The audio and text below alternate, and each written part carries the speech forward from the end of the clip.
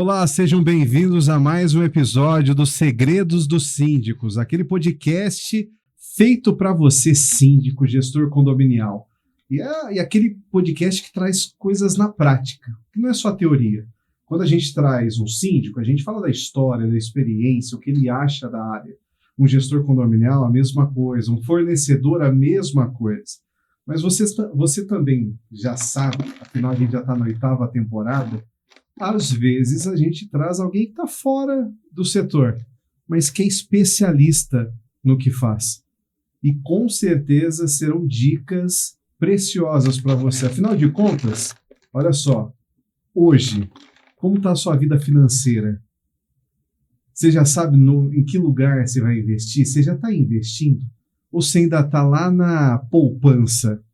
Como está a tua aposentadoria? Você já pensou na sua aposentadoria? Síndico? PJ, você é PJ, você é uma empresa. Você está pensando aí no seu DRE e entre outras coisas mais? A gente vai falar sobre um monte de coisa.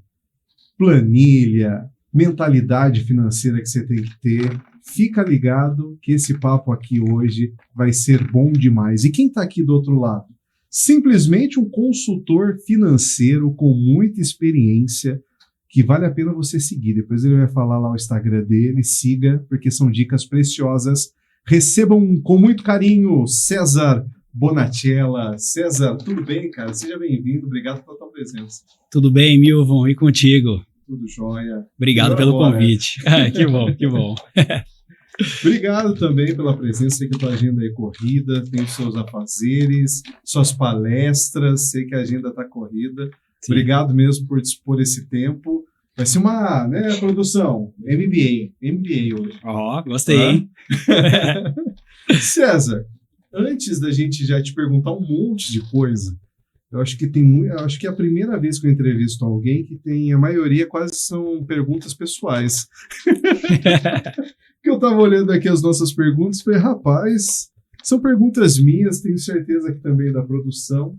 Mas antes, eu queria saber, a gente gosta muito da história das pessoas. Consultor financeiro, foi sempre uma coisa que você sempre quis ajudar as pessoas nesse sentido, você sempre foi um cara regrado, e você falou, nossa, quero ajudar as pessoas também, que as pessoas são meio descontroladas financeiramente. Conta aí a tua história, como tudo começou. Bom ponto, Milvon. Na verdade, essa questão de ser regrado, como você bem citou, realmente, cara, é algo que eu sempre tive comigo desde pequeno. Quando meus pais falavam para eu ir na padaria lá comprar o pão e podia ficar com o troco, a maioria das crianças já comprava o troco ali em doce, em bala, né? Eu guardava esse troco, cara. Eu ia juntando esse dinheiro para poder comprar algo que eu quisesse ali na frente com um montante maior. Então eu sempre tive essa disciplina com dinheiro desde pequeno. Eu acredito que eu fui agraciado com um dom de Deus aí de lidar com números, de lidar com finanças. E desde então eu lido bem com o meu dinheiro, sempre lidei bem, desde que eu comecei a trabalhar, eu guardava uma parte de tudo que eu ganhava. E ao longo aí dos anos, eu demorei para entender que o meu propósito de vida era esse.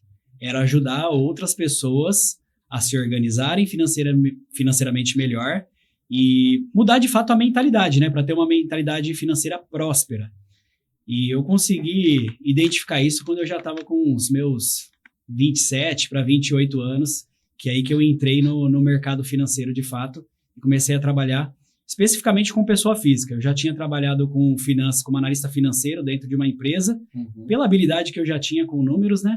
Mas em 2018 foi que eu entrei de fato em consultoria financeira pessoal e não pretendo mais sair. Se encontrou. Me encontrei fazendo o meu propósito de vida, né? Alinhado com o meu propósito de ajudar outras pessoas numa área que eu sei que o brasileiro, em geral, não tem tanta habilidade, né? Hoje, mais de 70% da população brasileira está endividada.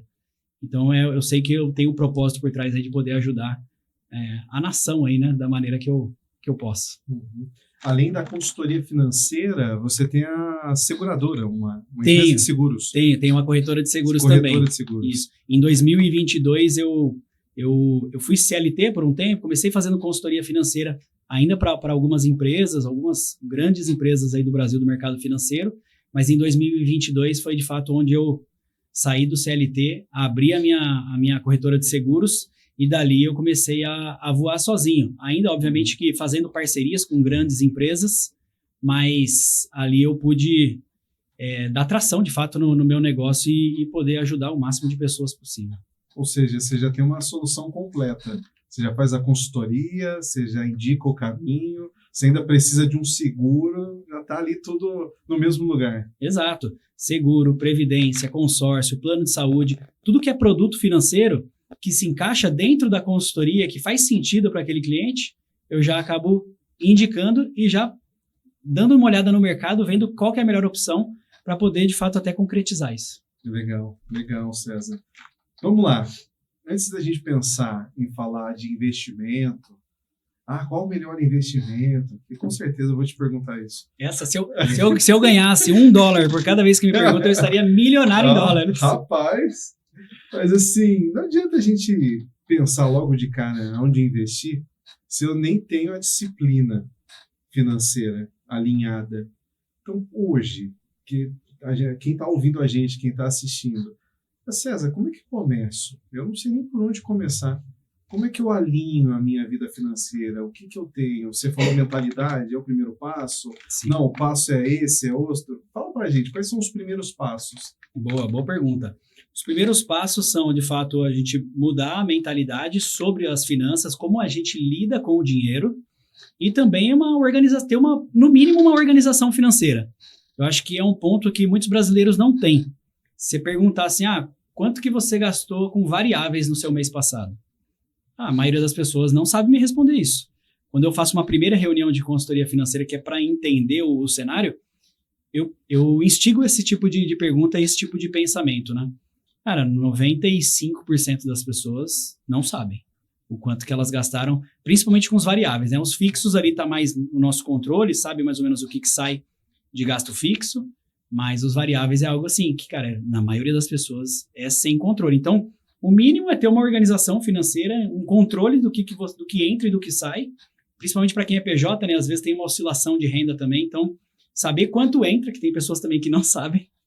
Então saber quanto entra, saber quanto que sai, para onde que sai, e aí já começa a trabalhar a questão da mentalidade financeira também, né? Porque nós temos muitas crenças que nós carregamos desde a nossa infância, das situações que nós passamos na vida. Por exemplo, pessoas de uma idade um pouco maior que a nossa, que viveram no momento lá que teve a questão do Collor, né? Que rapou o dinheiro lá da poupança do pessoal. Cara, essas pessoas, elas adquiriram ali uma resistência a investimentos. Porque elas acreditam que isso pode acontecer a qualquer momento. Foi um trauma, né? É um trauma, né? Que acaba afastando a pessoa de guardar dinheiro todo mês ali. E isso, assim, tá ali intrínseco dentro da cabeça dela. Ela nem sabe. Ela não consegue guardar dinheiro hoje, ela nem sabe o porquê. O motivo, às vezes, pode ser esse. Você já teve muitos casos de pessoas que tinham uma crença, não só essa questão do investimento, do Collor, mas é uma coisa corriqueira os atendimentos que você faz, pessoas que têm uma limitação, a forma como os pais lidavam com o dinheiro. Sim. E quase um trabalho psicológico ali, um psicólogo que você faz também. Eu brinco com o pessoal que em muitas reuniões eu nem falo de números, é praticamente psicologia, embora não é a minha área de formação, mas eu estudei bastante o comportamento humano, né, para poder levar a consultoria de uma maneira fácil, não só ficar falando de números que as pessoas às vezes nem querem muito, não gostam muito, né, de números, então tem que trazer isso de uma maneira que ela consiga colocar em prática. E já peguei vários casos aqui, cara. Vou citar um exemplo de um casal de clientes que eles estavam com gastos muito elevados. Eles tinham bons ganhos, os dois ganhavam super bem, mas os gastos também estavam ali na mesma medida que ganhava e ia embora tudo, não conseguia guardar. E aí fui entender, assim, demorou umas 3 reuniões para eu entender o motivo, a causa, né? Porque a gente pode tratar ali o sintoma, mas o objetivo é tratar a causa, né? E a causa a gente tem que cavucar um pouquinho às vezes. Nesse caso, desse cliente, do casal, o homem, ele tinha passado fome quando era pequeno. Passou fome, chegou a passar fome mesmo. Então, gasto com supermercado, com restaurante, cara, ele gastava sem dó. Porque ele tinha uma condição, então assim, ele ia no supermercado e comprava de tudo do bom e do melhor, mas gastava assim muito. Uma família com 3 pessoas, era ele, a esposa e uma filha, gastava mais de R$4.000 por mês no supermercado. É um valor alto. Dá para gastar menos. Dá para gastar mais também, mas era um valor alto ali de acordo com a realidade dele. e ele trabalhava como personal trainer, né? Então, assim, toda hora tá numa academia aqui, vai pra lá. Em um tempo e outro, ele parava numa padaria. E aí, é R$30 aqui. Parava depois numa outra, é mais R$30. Cara, de 30 em 30, ele gastava um absurdo só com padaria também. Porque tinha essa questão aí de, cara, hoje ele pode comprar, ele ia lá e comer. Só que gastava tudo, cara. Ele poderia guardar uma boa parte do que ele ganhava, porque tinha uma condição para isso também, para realizar alguns sonhos, alguns objetivos, mas não conseguia, porque tudo que vinha ia embora. E aí fui identificar isso, cara, depois de muita conversa que ele me abriu esse ponto, foi, cara, tá aqui. Vamos fazer o seguinte, quem vai fazer as compras agora no supermercado é a esposa. Cara, reduziu em 30% o custo com o supermercado, só dela e fazer as compras. E do contrário, a esposa, ela tinha uma compulsão por compra de roupas. E aí também eu falei, deixa eu entender o motivo disso também, né? Fui entender, cara, ela também, quando era pequena, vivia muito de roupa de doação. Então, assim, é o que tinha, né? E agora que ela tinha a opção de escolher, ela comprava sem precisar. Então, foram 2 pontos nesse casal que eu consegui identificar. Eu falei, não, e ela comprava a roupa dele, comprava a roupa da filha. Falei, não, agora quem vai comprar as roupas, a não ser as suas mesmo, é que o homem não sabe escolher roupa de mulher, né? Isso que eu fiquei, por o cara... Aí não dá. A roupa dela ele escolhia. Mas a da criança e a dele, aí eu falei, agora você que vai comprar. Conseguiu também reduzir bem aí esse gasto com vestuário aqui e uma grana embora também. É um trabalho, até pensando tem algumas coisas que a gente pega dos pais, fatalmente. Sim. Pode ter essa questão de limitação financeira, mas tem trejeitos também, que a família faz de um jeito. Você já deve ter visto situação assim. Por exemplo, a minha mãe sempre comprava sem dó aquelas marcas de supermercado. Quando todo mundo ia comprar o cereal que tinha um tigre, uma vez ela me chegou com uma caixinha que tinha o super milho. Era um milho em produção. Um milho com topete verde. Eu falei, mãe, você tá de brincadeira. Aí eu te pergunto, uma coisa assim, não falando que isso me limitou nem nada, mas tem esses trejeitos. Mas eu queria de fato perguntar, essas pequenas coisinhas, por exemplo, o do tigre custa R$12, o do milho custa 9. Isso realmente faz diferença na planilha ali? Esse tipo de economia, porque às vezes a gente desdenha. Só isso, esse tantinho, trocar isso aqui por isso, vai fazer diferença? Eu te pergunto, faz diferença mesmo? Cara, pode fazer. Tudo é uma questão de você ter um controle do orçamento e saber se você pode comprar da marca melhor ou não. Porque às vezes aquilo ali tá te atrapalhando de conquistar outros objetivos também. Não, obviamente, que uma diferença de R$3, mas junta 3 aqui, 2 ali, 5 ali, de vários produtos, isso pode dar uma grande diferença no final do mês. Mas é tudo uma questão de controle que na maioria dos casos as pessoas não têm. Elas compram porque elas preferem aquela marca ou porque às vezes tem uma crença ali de limitação mesmo, né? É uma pessoa com uma limitação e prefere comprar do mais barato. Mas não tem esse controle para saber se ela poderia comprar do melhor ou não. E deixa eu te perguntar um negócio. Você já assistiu aqueles programas que tem os acumuladores e tem aquele que os caras são muito econômicos? Mão de vaca? Já vi. Que o cara controla até o creme dental? Já vi. Você já viu esse? Já vi. Às vezes, a sensação que eu tenho é que muitas pessoas não querem falar não querem, porque elas acham que são aquele tipo de pessoa. Só que eu queria que você definisse uma pessoa que poupa, uma pessoa que tem essa disciplina financeira. Não é essa pessoa do programa. Como você definiria o estilo de vida? É uma pessoa que aproveita a vida? Quais são os adjetivos, as características dessa pessoa? Boa. Esse é um ponto que, inclusive, tem muitas pessoas que têm esse medo de ficar aquela pessoa miserável, né? E, na verdade, essa pessoa que tem esse tipo de comportamento era uma pessoa com uma mentalidade escassa. Volta para a questão da mentalidade, né? Uma mentalidade escassa, a pessoa ela quer economizar em tudo, não sai para não gastar, não come fora e, às vezes, não está usufruindo do que a vida tem a nos oferecer, né? Então, é uma questão de trabalhar a questão da mentalidade também para ter uma mentalidade próspera. Quando a gente fala de mentalidade próspera, a gente não está falando só de dinheiro. Não é só de dinheiro, mas é de fato você ter uma vida abundante. Né? Deus mesmo nos disse isso, né? Para que venha ao mundo e tenha vida e vida em abundância. Então a gente precisa desfrutar também de tudo que o mundo tem aí para nos oferecer. E quando a gente consegue ter um controle das nossas finanças, muitas pessoas pensam, eu vou me limitar, né? Se eu começar a controlar tudo, eu vou começar a me limitar. Mas é o contrário. Quando você tem o controle das suas finanças, você tem liberdade de escolha. Então assim, eu quero viajar no final do ano. Se você tem um controle das suas finanças, você sabe aonde que você vai precisar segurar para você poder juntar um dinheiro e poder viajar no final do ano com a sua família. Então, na verdade, traz liberdade. Liberdade. É liberdade. É engraçado você pensar que um primeiro momento de você falar não para você mesmo, que é uma forma de você se limitar, vai te trazer liberdade lá na frente. Eu costumo fazer o comparativo com o emagrecimento, né? As pessoas que têm aquela briga com a balança. Cara, você tem que abrir mão de um prazer momentâneo para você poder ter um prazer contínuo depois de poder se olhar no espelho bem, poder vestir aquela roupa que hoje não tá te servindo. Só que você tem que abrir mão do doce, você tem que abrir mão da bebida, você tem que abrir mão de alguns prazeres momentâneos para poder desfrutar disso no futuro. Eu gosto de comparar muito, cara, que o meu trabalho ele é muito parecido com o do nutricionista. E aonde que a gente mede na balança, aqui a gente mede na sua conta financeira, na conta bancária. Sim. E até fazendo essa comparação, a gente vê que tem muita gente que tem várias dietas. Tem a dieta do carboidrato, a dieta do não sei do que, a do jejum não sei do que, come isso aqui, não, a dieta só disso. Na parte do investimento, a gente sempre tem muitas pessoas que buscam uma receita pronta, uma receita de bolo. Existe uma receita de bolo para você ser mais disciplinado, assim como existem algumas dietas na nutrição. E eu sei, já falando até do teu trabalho, o teu trabalho também é muito parecido com o do nutricionista, porque é personalizado.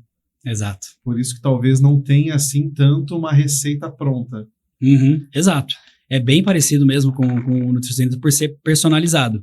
Mas existe uma receita que funciona no mundo inteiro e que se todas as pessoas seguissem, dificilmente alguém teria problemas financeiros, que é o conceito 50-30-20. Já ouviu falar? 50-30-20, produção. Esse é o momento que o convidado faz pergunta, eu me entrego aqui que a minha vida financeira tá... eu sei que assim, 50... Tem uma parte que é de investimento, não é? Sim, tem uma parte que é de investimento. Não, você sabe, você entendeu que eu sei alguma coisa, já percebi, mas eu não sei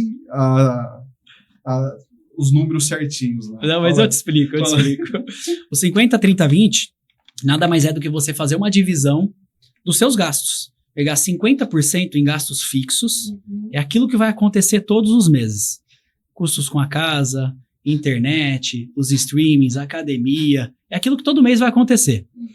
30% são para os custos variáveis, que é aqueles custos, vou no restaurante ou não vou, vou no supermercado gastar mais ou não, combustível, esse mês pode ser um pouco mais, esse mês pode ser um pouco menos, um custo com estética, a mulherada gosta bastante, né? Então de fazer ali uma manicure, sobrancelha e lá vai, é um custo que pode ser variável. E custo com lazer, comprar um vestuário, fazer umas comprinhas, são os variáveis. E os 20%, se você investir todos os meses, você sempre vai ter uma reserva para os imprevistos que vão acontecer. As pessoas falam, mas e se acontecer um imprevisto? Imprevisto vai acontecer. A gente só não sabe quando e o quê, mas acontecem.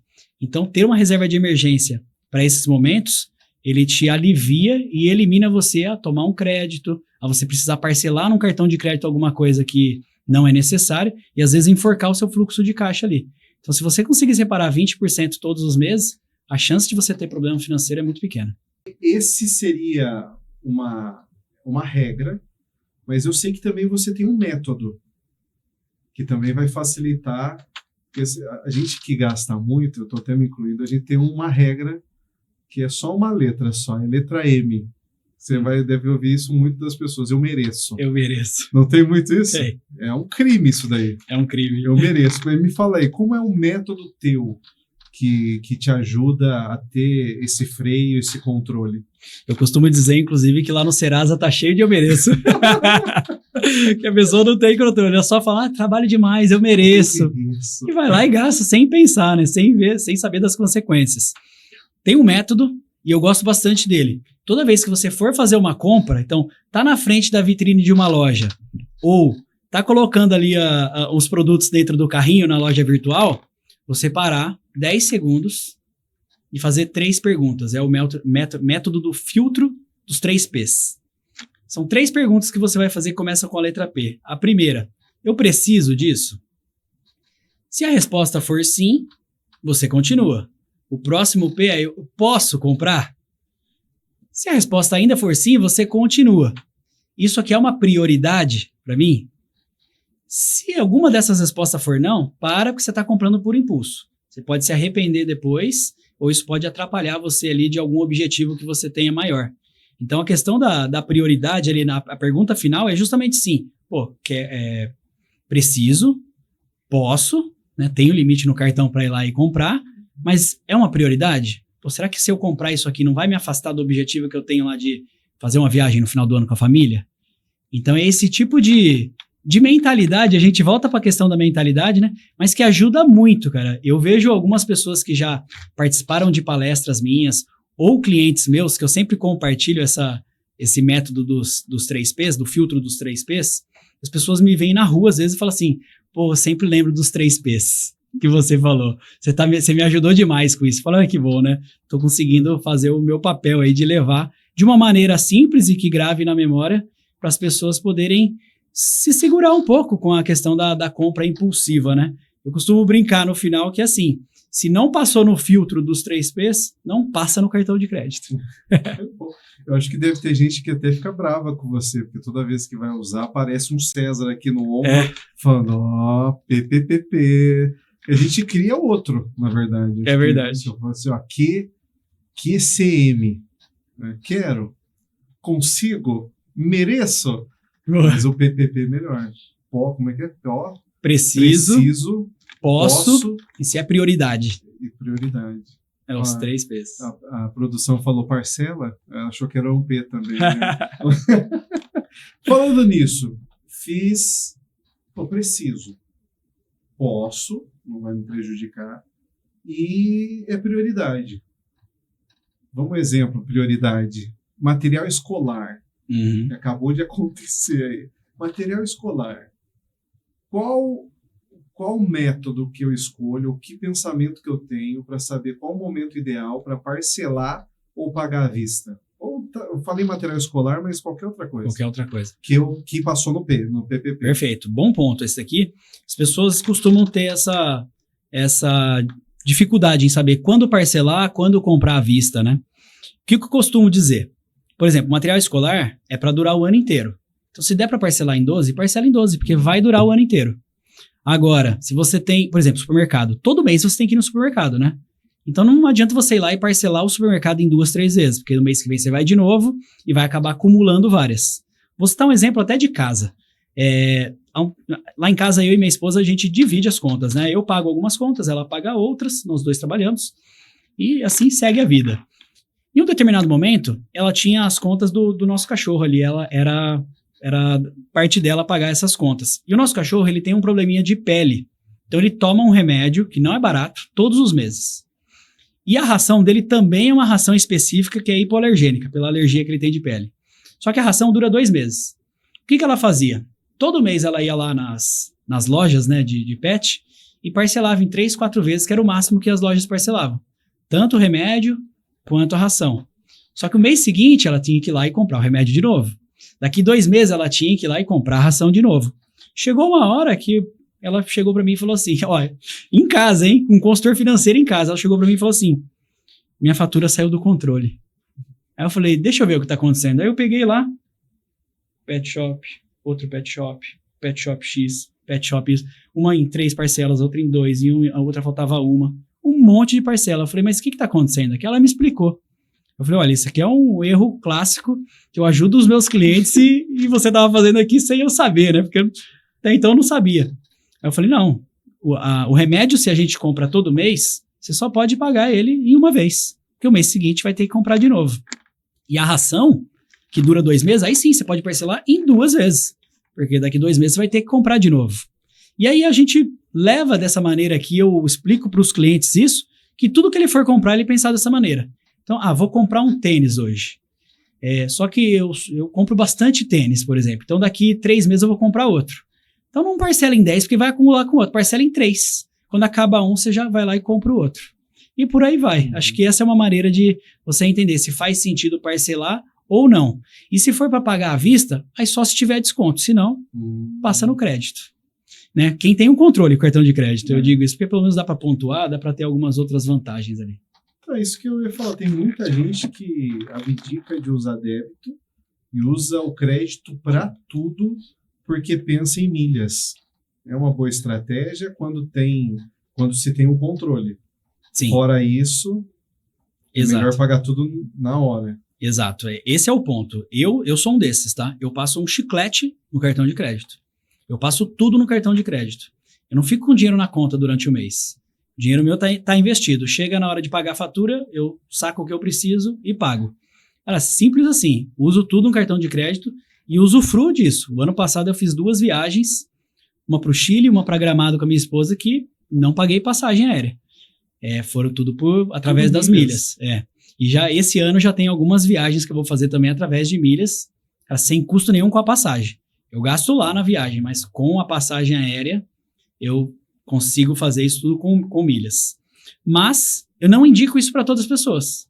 Eu indico para quem já está num nível de maturidade de ter um controle financeiro. Se a pessoa é descontrolada, ela vai acabar se descontrolando mais. E aí numa dessas, se não paga a fatura do cartão de crédito inteira, paga a parcela cheia, paga lá o mínimo, vai virar uma bola de neve e a taxa de juros de cartão de crédito é absurda. E aquele CDB de cartão de crédito? Já viu que tem vários que você aplica? Aquilo ali é bacana também, porque eu vi que quando você não paga a fatura, pelo menos pega do investimento. Sim. Então, pelo menos a pessoa nunca vai ficar em dívida. Sim, é bacana até para aumentar o limite, né? Porque o quanto que você coloca lá naquele CDB é o quanto você tem de limite no cartão. Assim, tô precisando de um limite maior. Se você tiver o dinheiro para colocar lá, coloca 5 mil naquele CDB cartão de crédito. Vai liberar 5 mil de limite para você. Pô, preciso comprar uma coisa de um valor maior. Coloca 10 mil lá, que você vai ter 10 mil de limite no cartão de crédito. Eu acho uma boa. O CDB é um excelente investimento que rende bem mais do que a poupança que você comentou no início aí, né? E além de ficar aumentar o crédito, ainda vai ficar rendendo. Fica rendendo, com certeza. E rende bem, o CDB rende bem. Olha aí, produção, já notou? Acho que chegou a hora da pergunta. Qual? Aquela pergunta. Qual o melhor investimento, então, César? A clássica. A clássica. Mais $1 que eu ganharia. Essa pergunta, eu recebo ela assim de enxurrada. Nas redes sociais, em palestra, amigo. Cara, todo mundo pergunta isso. Eu costumo dizer que não existe um investimento que é o melhor de todos, vai depender muito do objetivo de cada um. Mas existe um investimento que é o mais seguro de todos, que é o Tesouro Selic. Esse é o investimento mais seguro que tem no Brasil, onde você empresta o seu dinheiro para o governo federal, que é chamado de risco soberano. Por quê? Quando você coloca num CDB ou na poupança, você está emprestando seu dinheiro para o banco. Quando você compra uma ação de uma empresa, você está emprestando seu dinheiro para aquela empresa. Quando você empresta para o governo federal, ele é o único dos credores que, em último caso, o Brasil quebrou. Ele pode ir lá e imprimir dinheiro. Então, o risco de calote é mínimo, por isso que é chamado de risco soberano. É o investimento mais seguro que tem no Brasil e ele rende igual a taxa Selic, que hoje está num patamar alto aí, 14,75 na data de hoje que a gente está gravando isso aqui, e está rendendo mais de 1% ao mês. É um bom rendimento. Quando o pessoal fala, agora até tirar uma dúvida pessoal, eu vejo que falam muito Tesouro Selic, Tesouro Direto, taxa Selic, fixado, pré-fixado, quer dizer, tem um tempo para você investir e poder tirar o dinheiro só depois. Ou você pré-determina isso também. Na verdade, são investimentos diferentes dentro do Tesouro Direto. Tá. Então, o Tesouro Direto é onde os investimentos que você empresta o seu dinheiro para o governo federal. Dentro dele, tem o Tesouro Selic, que ele acompanha a taxa Selic. Se a taxa Selic cai, vai cair o rendimento dele. Se a taxa Selic sobe o rendimento também. Por mais que é chamado de renda fixa, ela não é tão fixa assim, porque ele tem essa oscilação. Agora, o pré-fixado você já tem a taxa. Então, vamos pegar lá. Ontem mesmo eu estava no site do Tesouro Direto, eu vi lá que tinha uma taxa Selic um prefixado, um tesouro prefixado para 2032. A gente está falando de 6 anos para frente e ele estava prefixado em 13,70, se eu não me engano. Então, eu vou ter garantido até 2032, se eu levar isso até o final, 13,70 ao ano. Independente do cenário político. Independente do cenário político, Econômico. independente se a taxa sobe, desce, se a inflação sobe ou desce, tá lá, tá garantido aquilo lá, que é o prefixado. Uhum. Esse não muda, esse de fato é renda fixa mesmo, é fixo. E existe o Tesouro IPCA+, também. O IPCA+, ele é atrelado à inflação. Então, o IPCA é o principal índice que mede a inflação no Brasil, né? O índice de preço ao consumidor amplo. E, normalmente, nos últimos anos, ele tá ali na casa de 4,5% ao ano. Então, normalmente, ele é IPCA+. Por quê? Ele é bem menos do que a taxa Selic. Então, não faria sentido investir no IPCA, sendo que a taxa Selic está 14,75, né? Então, o IPCA+, ele é IPCA, que tem essa variação, mais uma taxa fixa, que normalmente, ontem eu vi, estava na casa de 7,5, mais ou menos. 7,60, alguma coisa assim.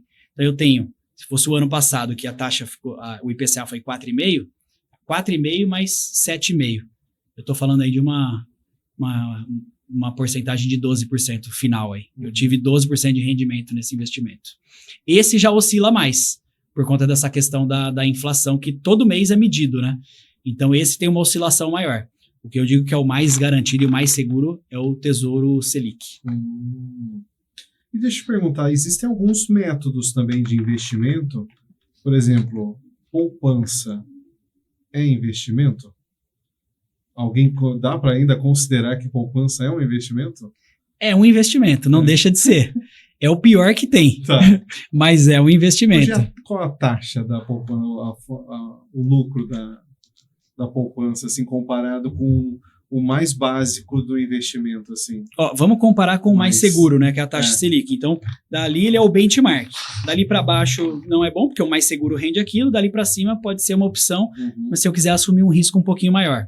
Então, o Tesouro Selic ele está rendendo quase 15% ao ano, 14,75%. A poupança, ela rende 0,5% ao mês, mais uma taxinha que é a taxa chamada taxa TR, que por muito tempo ela foi praticamente zero. Ela foi zerada. Então, assim, é 0, alguma coisinha. Então, basicamente, a gente está falando que é um investimento que vai render 6% ao longo do ano, mais uma taxinha ali que pode variar, não chega a 8%. Assim, é praticamente metade do que o investimento mais seguro te oferece de rentabilidade. Entendi. Então não faz sentido ter, mas ainda é o queridinho dos brasileiros. E consórcio? Consórcio é investimento? Consórcio pode ser uma modalidade de aquisição de bens e você pode utilizar ele como uma estratégia de investimento. Eu gosto bastante da estratégia de investimento com consórcio. Eu indico para os meus clientes uma estratégia de alavancagem, onde você consegue pegar uma carta com parcela reduzida para fazer sentido e você ir pagando ela até contemplar. Contemplou por sorteio ou lance fixo, que usa ali a parte do embutido da carta mesmo, uma parte do valor da carta, você consegue vender a carta contemplada. A carta contemplada, ela vale dinheiro, e vale muito dinheiro. Você consegue vender por 30%, 40% do valor do crédito que você pegou. Então, assim, uma carta de 100 mil reais, quando ela contempla, você consegue vender ela para o próximo por 30, 40 mil reais, tranquilamente. Então, isso eu indico bastante, é uma estratégia de alavancagem, que a partir da primeira que contemplou, você pega esses 30, 40 mil, investe ele. A rentabilidade dele, você já paga outra carta. Você vai pagar um pouquinho mais de 300 reais por mês, uma carta dessa, de 100 mil. Então, aí ele já começa a fazer alavancagem, né? Porque você, com a rentabilidade do investimento, você já paga outra. E vai fazendo aquela bola de neve. Fez mais uma, investe de novo, vai pagando outra. Você já está com 2, daqui a pouco você está com 3. E o dinheiro vai crescendo sem você precisar dispor do seu bolso. Só o primeiro ciclo, até ter a primeira carta contemplada. Então, foi contemplado, você vende para outra pessoa ou você vende direto para a própria administradora? Tem administradora que ela mesma compra. Eu, quando eu faço essa estratégia, eu faço por ela, justamente porque facilita, né? Eu não preciso ir buscar um comprador. Ela mesma já faz oferta. Contemplou hoje, em uma semana ela vai te fazer a oferta, se você aceitar, em mais 5 dias o dinheiro está na sua conta. E tem uma taxa da própria administradora que o que você investe vai rendendo, não rende? Você ainda pode tirar um valor maior do que você estava pensando. Pode sim. Porque todos os anos o crédito que você pegou, a carta de consórcio, ela se atualiza pela inflação. E aí, normalmente, o valor da parcela também. Só que depois que ela contempla, ela começa a render taxa Selic. Só que depois, toda vez que for atualizar a sua parcela, vai atualizar pela inflação. Então, a inflação, 4, 5, 6% de atualização e a sua carta rendendo 14, 15%. Então, o volume vai ser bem maior quando você for utilizar aquele crédito lá na frente. Então, são algumas estratégias que tem que precisa explorar um pouco mais, precisa ir no detalhe para explicar como que funciona, mas tem muita estratégia para fazer com o consórcio. Última pergunta desse negócio do consórcio. Contemplou. Aí eu coloco no investimento que vai dar o quê? 1% ao mês? Então eu achei que sempre era muito para valores maiores. Mas então existem investimentos que não precisa colocar tanta grana para investir 1%, para voltar 1% todo mês. Sim, o mais seguro que eu acabei de citar, o Tesouro Selic, ele está rendendo quase 15% ao ano. Tá. Ou seja, dá mais de 1% ao mês. Mas eu digo assim, com esse poder de sacar já? Sim, com liquidez diária. Esse rendimento aí é com liquidez diária, que é a hora que você quiser, o dinheiro está disponível para você sacar. Bom, hein? Quase uma consultoria. Falei MBA, mas é consultoria isso aqui. Grátis. A produção viu grátis. É muito bom, cara, muito bom. Tenho certeza que você que está assistindo a gente aí sabe que como é importante você ter essa mentalidade financeira. Já que a gente está falando desse mundo financeiro, é importantíssimo a gente pensar que alguém que é PJ, ele precisa pensar no amanhã. Hoje, depender da Previdência, do INSS, de um INSS, ainda é uma via para se pensar? Ou não dá nem para se pensar em INSS?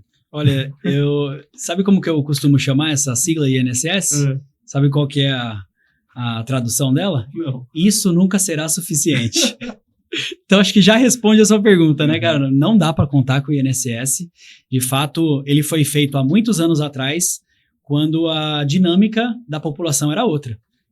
Se você, não muito longe, mas pega seus avós, bisavós, quantos filhos eles tinham? Não eram vários? E hoje em dia, as famílias têm quantos filhos? Cara, diminuiu bem, né? Então, à medida que a pessoa está trabalhando e tinha as pessoas ali na base que estão contribuindo hoje, elas estavam sustentando quem estava recebendo a aposentadoria.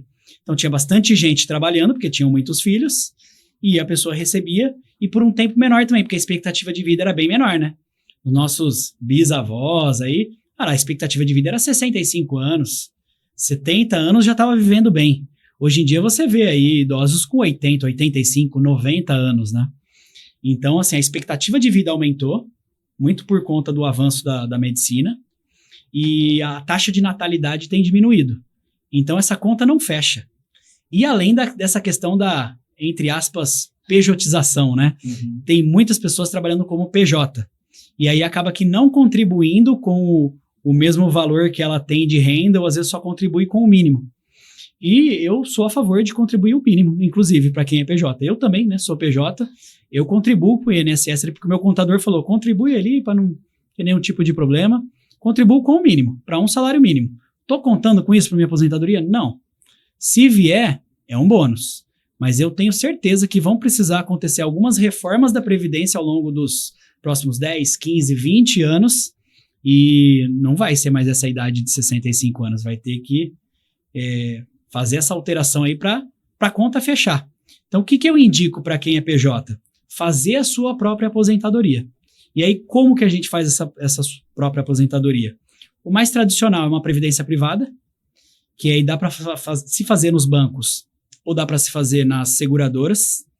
Eu indico seguradora. Inclusive, previdência privada já foi mal falado por muitas vezes, porque as pessoas estão acostumadas em previdências de banco. Previdências de banco normalmente rendem parecido com a poupança. Então, realmente não é um bom investimento. E a gente está falando de um investimento de longo prazo. Tinha que render mais, né? As boas previdências normalmente estão nas seguradoras. Então, faz mais sentido pegar uma previdência de seguradora, que rende ali acima da taxa Selic, né, do CDI ali que acompanha a taxa Selic. E é uma previdência, é um bom caminho, tá? É o melhor caminho? Talvez não, mas eu acho que no mundo dos investimentos e num planejamento de aposentadoria que é de longo prazo, eu acho que o ideal é diversificar. A previdência, eu acho que faz sentido ter ela no portfólio, porque ela tem algumas características que são específicas. É um tipo de investimento, né, a previdência. Tem muitas pessoas que acham que é uma maneira de você fazer uma renda, mas é um tipo de investimento. E ele não entra em inventário, ou qualquer outro investimento entra em inventário, então ele tem algumas características diferentes. Eu tenho uma parte do meu planejamento de aposentadoria é com previdência privada. O outro são com outros tipos de investimentos focados no longo prazo, aí a gente já está falando de renda variável, e também a estratégia de consórcio para longo prazo, um planejamento de aposentadoria que eu reduzo em praticamente metade do tempo se eu fizer na maneira tradicional com uma previdência, com um consórcio, aquela estratégia que eu comentei, né, de você ter a carta. Quando ela contemplar, ela começa a render taxa Selic, e a atualização que você tem na parcela é só em cima da inflação, cara, isso dá um boom lá na frente. Fica 15 anos com uma carta dessa, 18 anos. Você fez a sua aposentadoria em 15, 18 anos. Na maneira tradicional, se pede uns 30 anos ali de planejamento para se fazer de uma maneira que não atrapalhe tanto seu fluxo de caixa mensal. A gente falou sobre os primeiros passos para ter uma vida financeira saudável. Quais seriam os primeiros passos para quem quer começar a investir? Acredito eu, 50, 30, 20, porque você tem que ter uma parte para investir. Mas quais são os outros primeiros passos também? Ou se você quiser incluir esse também, para investir. Se eu quero investir, provavelmente tem que ter uma vida, pelo menos financeira, mais tranquila. Se não tranquila, mas pelo menos uma consciência melhor. Porque não dá para pegar uma vida endividada sem saber de onde vem, para onde vai, do que sai. Sim. E querer investir ainda, porque senão vai virar mais um peso. Sim. Mas quais são os primeiros passos para quem quer começar a investir hoje? Os primeiros passos é montar a reserva de emergência. Ela que vai garantir que, tendo um imprevisto, você não vai precisar se endividar. Você não vai precisar parcelar no cartão porque não tem dinheiro para suprir aquela necessidade ali que é emergencial. Então, a reserva de emergência é o primeiro investimento que a gente faz. E aí não foge muito disso que a gente falou. Pode ser no Tesouro Selic, pode ser nos CDBs dos bancos. São duas boas opções. O CDB você está emprestando seu dinheiro para o banco. E ele paga também 100% do CDI. O CDI ele acompanha a taxa Selic. Então a gente está falando que vai render também próximo dos 15%. É o primeiro passo, começar pela reserva de emergência. Depois, aí vai muito do objetivo de cada um. Mas quem é PJ, eu sugiro já ter um planejamento de aposentadoria também. Então, dentro dos 20% que vai investir, uma parte vai para a reserva de emergência, uma parte vai para a aposentadoria e uma outra parte vai para algum plano que você tenha.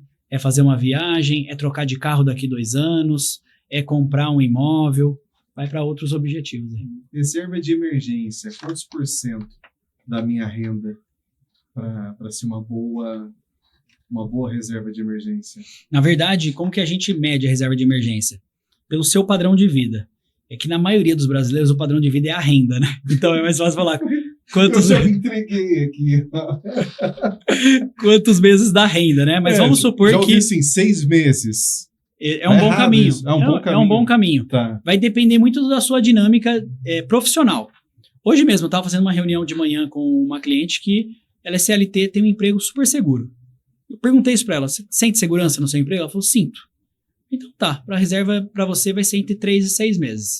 E aí para saber se vai estar mais perto dos 3 meses ou dos 6 meses, aí eu fiz algumas outras perguntas para ela para sondar. Você tem alguém que dependa financeiramente de você? Não tenho. Tá. Então acho que dá para ficar mais perto dos 3. Eu falei, você se sente segura com 3 meses do seu padrão de vida? Aí ela falou, sinto. Então 3 meses é o suficiente para ela. Agora uma pessoa que trabalha por conta, PJ, eu já sugiro de 6 a 12 meses. E aí também se fazendo essas perguntas para eu tenho pessoas que dependem de mim. Por exemplo, eu tenho 2 filhas. Eu preciso ter uma reserva mais robusta. Minha reserva hoje ela está em 10 meses do meu padrão de vida. Já foi 12 por muito tempo. Eu era mais conservador. Agora está em 10. A gente aqui, ó. Aí, produção, com 2 meses aqui, ouvindo ele falando que tem, eu já fui mais conservador. Já fui. A gente... Eu com 5 pessoas na família, 3 filhas, rapaz do céu, 10 meses. 10 meses. Cara. É o que eu que me sinto seguro, entendeu? Uhum. Porque a minha renda oscila demais também, né? Um mês eu ganho X, outro mês Uhum. 2X, outro mês menos X. Então tem essa oscilação, por isso que eu tenho essa reserva. E quando eu preciso, eu tenho ela para me ajudar e para me suprir. O que você fala para quem olha um cenário teu de 10 meses? Porque o primeiro pensamento é aquele, cara, eu não consigo um negócio desse. Às vezes parece impossível começar. Você já deu alguns planos e passos. Mas o que eu tenho que mudar na minha cabeça, assim, além da limitação, que assim, eu consigo começar isso logo? Eu acho que o primeiro passo é você ter um controle do orçamento, conseguir separar aqueles 20% lá para investir. Talvez não vai começar do dia para a noite, mas começa separando 5%, depois aumenta para 10%, até chegar no patamar de 15%, 20%. O 20%, assim, é o nosso objetivo. Não são todos que conseguem. Tá? Tem gente que tem muitos gastos, tem uma família grande e fica difícil, de fato, conseguir guardar 20%. Mas tem que guardar uma parte. Se você não está guardando uma parte do que você ganha, você está vivendo errado. Está vivendo errado. Está com um padrão de vida acima da capacidade. Então, se você está vivendo no limite, gastando tudo que ganha, está vivendo acima da realidade. É dar um passinho para trás, ver o que dá para reduzir e manter um padrão de vida adequado. Feito isso, você começa a investir. Aí, vou ter que juntar 3 meses no padrão de vida, parece muito, né? Eu gosto de uma frase que eu ouvi uma vez que fala assim, o gigante nunca pode ser maior do que a sua espada pode derrubá-lo. Então, o que você vai fazer? Vai dividir essa meta em algumas. Então, vamos começar a formar uma reserva para 1 mês do meu padrão de vida. Juntei 1 mês, comemora, gasta tudo, não, brincadeira. Comemora que você chegou. Gastar tudo. Parte para a segunda. Agora, o meu objetivo é juntar 2 meses. Até chegar no 3, no 4, no seu objetivo final. Tem que ir aos poucos. Se você olhar para o gigante lá, você vai olhar com a sua espadinha na mão, não vou conseguir. Não, aí só Deus mesmo vai pegar 5 pedrinhas lá. É. Porque o gigante financeiro é muito mais questão individual do planejamento que você tem, que muitas pessoas acabam falando, não vou pela fé. Mas na hora de gastar, você não tem fé. Não vai. Você só vai gastando. Fala mais do teu trabalho, questão da tua consultoria financeira, quais pontos ela aborda, se hoje é uma metodologia que você usa, quantos encontros são, como é esse acompanhamento para a gente, porque muitas vezes a gente tem os passos que você já disse, são super reais, mas tem horas que você provavelmente lidou com pessoas assim, não vou sozinho. Preciso ter, por isso que você existe. Sim. E você está aí falando com as famílias brasileiras. Por quê? Porque tem família que simplesmente não consegue enxergar outra solução. Não consegue fazer sozinho. Então, como funciona hoje a tua solução, o teu método? Cara, a minha consultoria financeira hoje, ela funciona em basicamente 4 pilares, que começa pela organização financeira, e aqui a gente trabalha a questão da mentalidade também. Depois passa pela segurança financeira. Então, aqui a gente estrutura qual que vai ser a reserva de emergência ideal, como que a gente vai começar, em quanto tempo que a gente vai conseguir montar ela. Falo também da parte de seguridade, importância também de você ter um seguro que cubra a sua renda, um seguro que cubra o seu patrimônio. Então, a gente fala de tudo isso. Plano de saúde entra também nessa questão de segurança financeira. O terceiro pilar, aqui a gente aprofunda e entra nos investimentos, monta o planejamento de aposentadoria e dá o passo a passo. O que precisa fazer, com quanto e onde começa. E inicia. E o quarto são as estratégias de alavancagem e de aquisição de bens. Todo mundo quer ter também, né, uma casa para se morar, quer ter um carro bom para poder andar. Então, fazer isso da melhor maneira também, não indo lá e só financiar, que às vezes você paga 2 carros, paga 2 apartamentos, 2 imóveis, né, quando você financia, é fazer isso de forma estratégica para que você tenha mais dinheiro para você poder usufruir com você e com a sua família. E além disso, um bônus, eu digo, é o que você me perguntou ali sobre milhas, né? Eu sempre ensino também os clientes a utilizarem milhas para poder viajar mais com a família, com os amigos, gastando menos e sobrando mais para investir, né? Oh. Então, basicamente, são esses 4 pilares. Além deles, né, tem o acompanhamento. Então, o acompanhamento é garantir que todos esses 4 pilares eles sejam, de fato, colocados em prática. E aí o acompanhamento, normalmente eu faço um contrato de 1 ano, onde eu vou acompanhar essa família por 1 ano. A maioria acaba renovando depois. Mas tem alguns que eu vejo que já pegou bem, eu libero. Chega lá, você não precisa mais de mim, você conseguiu colocar em prática, só seguir agora o plano. Toca sozinho. Boa. Se precisar, você grita, a gente volta. Mas dá para tocar sozinho. Então eu costumo fazer aquele paralelo de novo com o nutricionista. Se o nutricionista der para você a receita do que você precisa, o cardápio, do que você precisa comer, você nunca mais voltar lá. Qual que é a chance disso dar certo? Cara, você tem que voltar lá, ele vai tirar as medidas de novo, ele vai pesar de novo. O acompanhamento é isso. Então, todo mês eu vou estar lá, a gente olhar o que saiu aqui do planejado, vamos recuperar, entender se tem alguma crença que está atrapalhando ali, poder corrigir, para que os planos de fato saiam do papel. Então, o acompanhamento ele é fundamental. Em geral, 8 reuniões ao longo de 1 ano eu faço. Os primeiros meses precisa de um acompanhamento mais próximo, né? 1, 2 reuniões por mês. E aí, depois de um tempo, a pessoa já não vai querer ficar me vendo toda hora mais. Aí, uma reunião a cada 2 meses. Então, em geral, gira em torno de 8 reuniões ao longo de 1 ano. E tem muitos casos de casais, de famílias que você pegou numa situação lastimável e aí terminaram a tua consultoria viajando com milhas, por exemplo? Cara, tem caso. Tem caso. Tem uma cliente, eu estava falando com ela hoje de manhã, inclusive. Ela estava com a viagem marcada agora para esse mês de abril, para Dubai. Mas por conta aí da guerra, ela deu um passo para trás. Mas, cara, totalmente justo com na minha milhas. hora de ir para Dubai. Dela. Cara, e totalmente com milhas. Ela e o marido dela. E é caro para ir para Dubai, é caro. Totalmente com milhas. Deve ser o quê? Uns 22 mil só uma passagem? Ida e volta. Ida e volta. Ida e volta dá mais ou menos isso. Só passagem. Só passagem. Uma pessoa. Para os dois. Para os dois. O casal, Cara, haja milha. Haja milha. Olha, eles conseguiram fazer isso aí, mas centralizaram todos os gastos no cartão. Uma das primeiras reuniões que nós fizemos com esse casal, que eu fiz com esse casal, identifiquei que eles poderiam ter um cartão melhor do que eles tinham para pontuar mais. E ensinei outras estratégias também, que não é só com o cartão, né, que acumula pontos.